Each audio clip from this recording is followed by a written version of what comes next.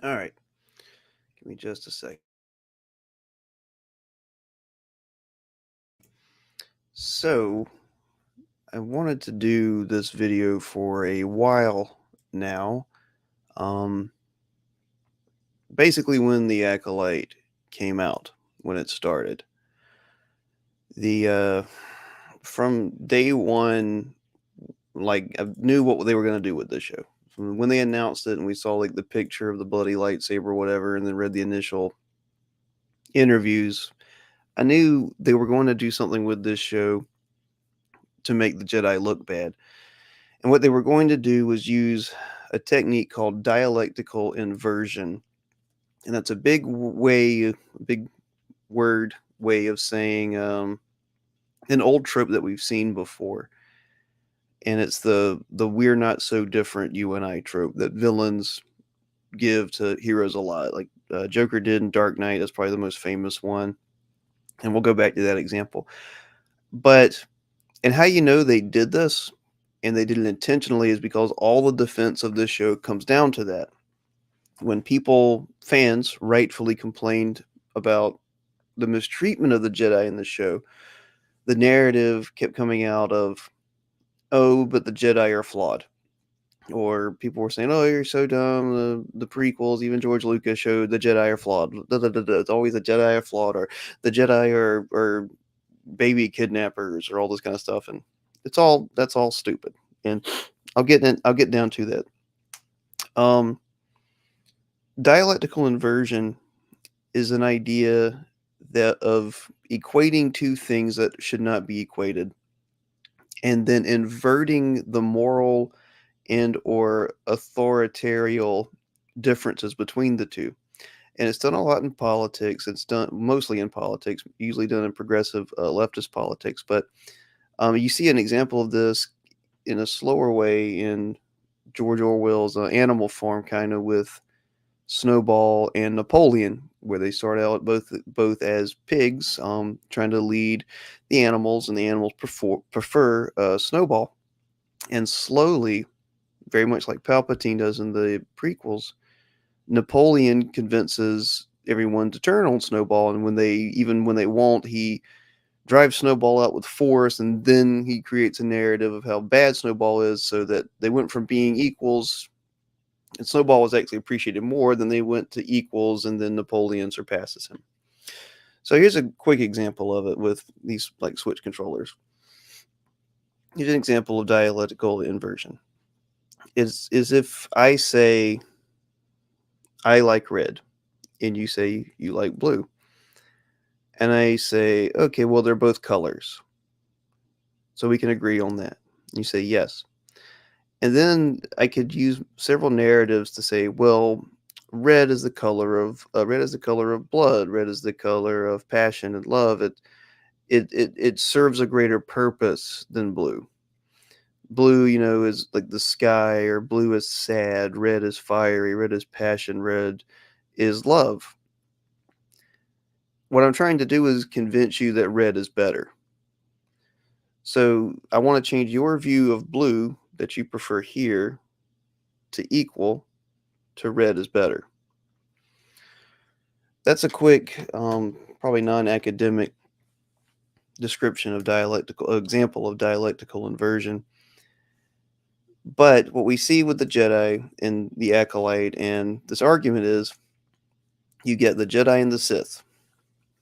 The Jedi are the good guys. George Lucas himself has been on record in numerous interviews saying the Jedi are the good guys. That the light side is good and the dark side is bad. Well, then people will take this. So Jedi are up here, and sorry, I get my camera. Jedi are up here, Sith are down here. Jedi good, Sith bad. So what the Acolyte tries to do, and what the argument always is, the defenders of it and people of the new sequel trilogy have done even before the Acolyte, is say, well, the Jedi are flawed. So what they want to do is bring the Jedi down. And they won't say the Sith are flawed, because it's implied they are, because they're the bad guys.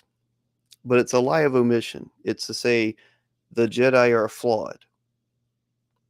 And what that's is supposed to do from this narrative is equate the two. Okay, well, they're both flawed.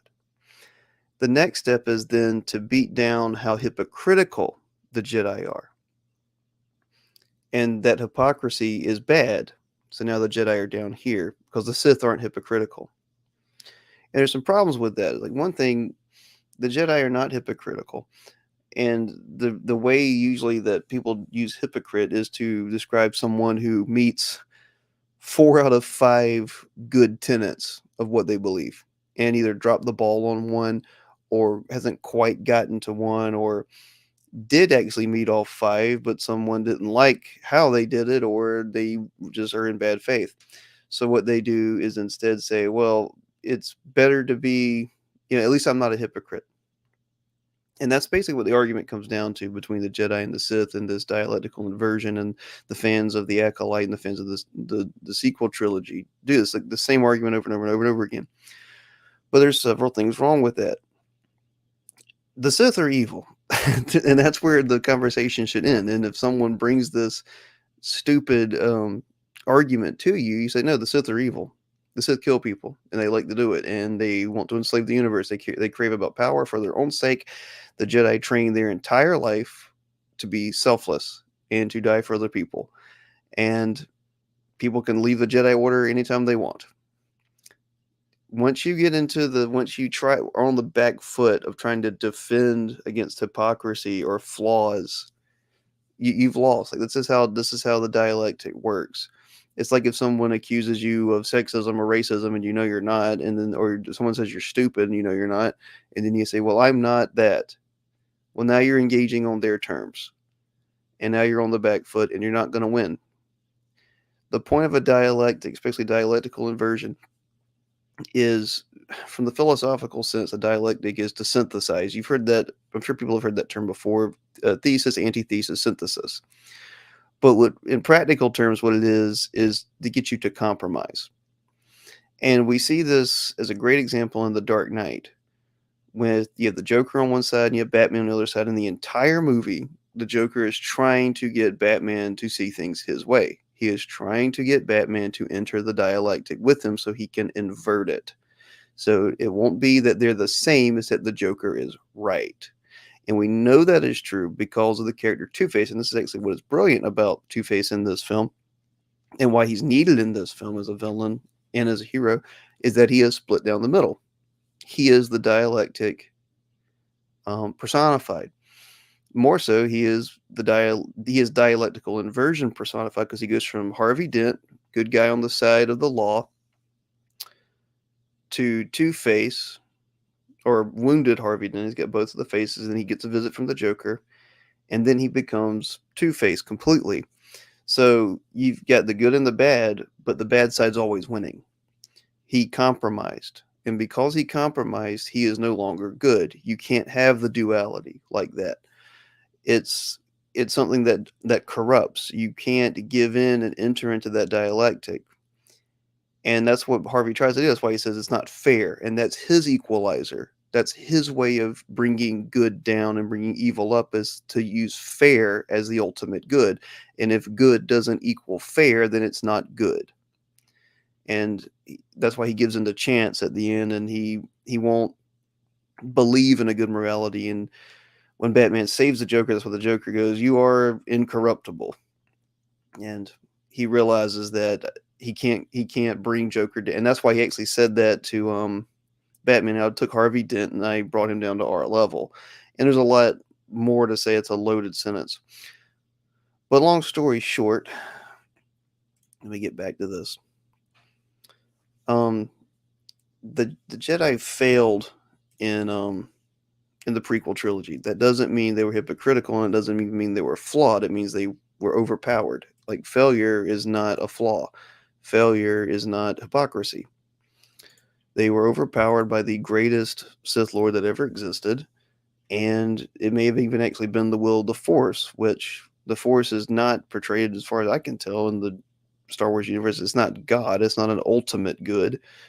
It has a will of its own, and it also has a dark will of its own. And whether or not Anakin was supposed to kill off the Jedi or the Sith, who knows? But that's a question they themselves even answer. But it should go to show you how powerful and in good that the Jedi are, that they would even go against that itself to try to save the lives of millions of people at the cost of their own. So no, the Jedi are not the bad guys, and I wouldn't even argue that they're flawed. It's a very hard argument because people try to bring that up, that oh, they should have let Anakin and Padme be together. It's like, well, they did. Anakin could leave at any time. It was Anakin that failed. Anakin was flawed. He would not let go of his fear, and he would not let go of his power as a Jedi. He wouldn't give it up and go be with his wife. You know, he wanted both things at the same time, and he allowed that to corrupt him. Um, the ultimate thing with this, and again, I'll say it again, it's never it's always a deception. It's always a lie when people do this, especially with this show and Disney Star Wars. It's always to bring the Jedi down and raise the Sith up. And they may not even realize that's what they're doing, but it's always that. It's always an attack on the Jedi. It's always an excuse for the Sith. The Sith aren't even mentioned. Like they're not even. It's like they're just expected to be there. And what's funny is Solzhenitsyn actually had a quote about this from the Soviet Union in the Gulag Archipelago, where he was talking about how terrible things had gotten. Where he's like, if a thief tried to rob you with a knife and you stabbed him with your knife, you were the one that was prosecuted because it was expected that a thief would have a knife. You were the terrorist. I mean, you want to talk about dialectical inversion? That's what communism is, and that's what the USSR, Soviet Union was.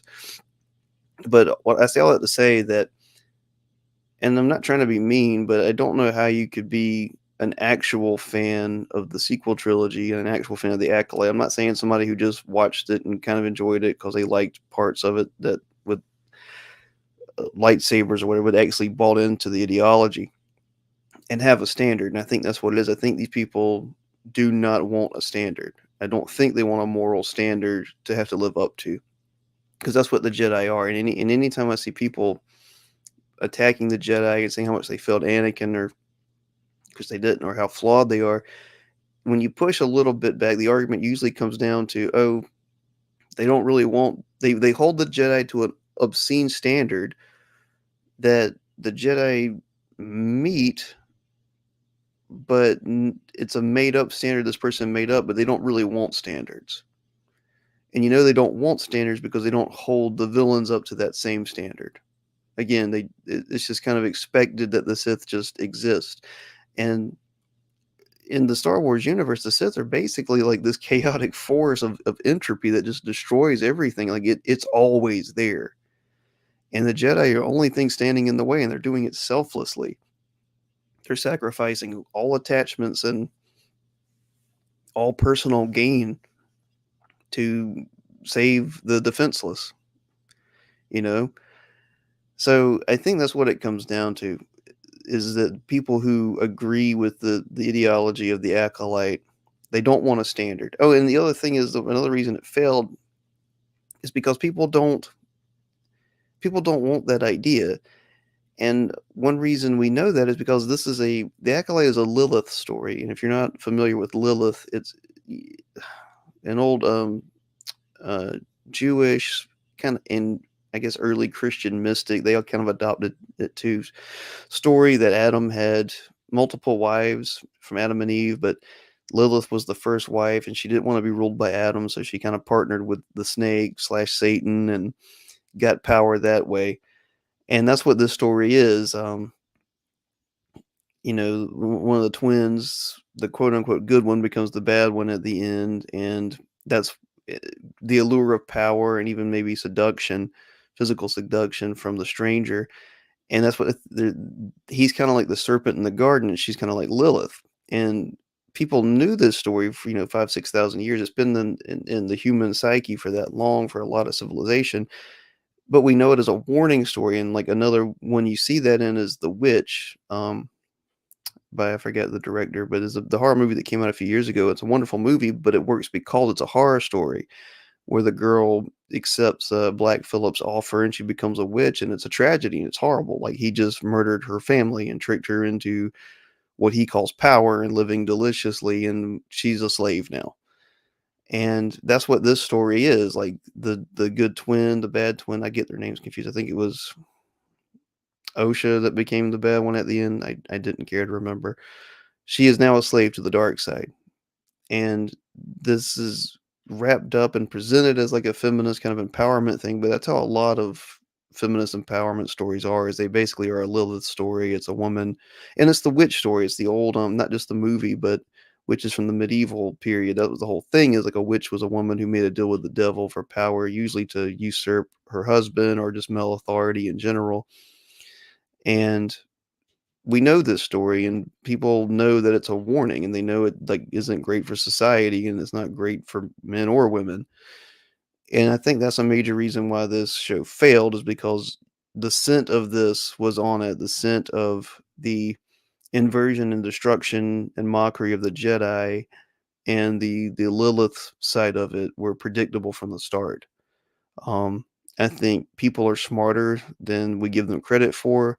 And I think if I was able to pick up on this before the show even came out, that a lot of people were, and even those of us who gave it a chance, I mean, you just saw it from basically day one where the show was going to go. And that's what the metrics seem to show, is that people watched the first episode or two or three and then dropped off. And I don't blame them. It was a technical failure, I believe. The acting for some of the actors was great. Acting for a lot of it was not great, but we know these patterns in these stories, and people can recognize when good is being mocked and when good is being destroyed, and people are tired of that. People have to live in our current world as it is, and it's one thing to present tragedy, like like a Shakespearean tragedy. It's another thing to present the mockery and deconstruction of goodness. And I think people just aren't here for it. So that's why I believe the Acolyte failed from an artistic and psychological and sociological side of things. I think the people just rejected it, because I know I did. Anyway, we'd like to talk more about this kind of stuff. Josh and I would. We might get our friend Colin, Hans, or some other YouTubers on here and tell us what you think. Leave a comment, and I'll catch you guys later.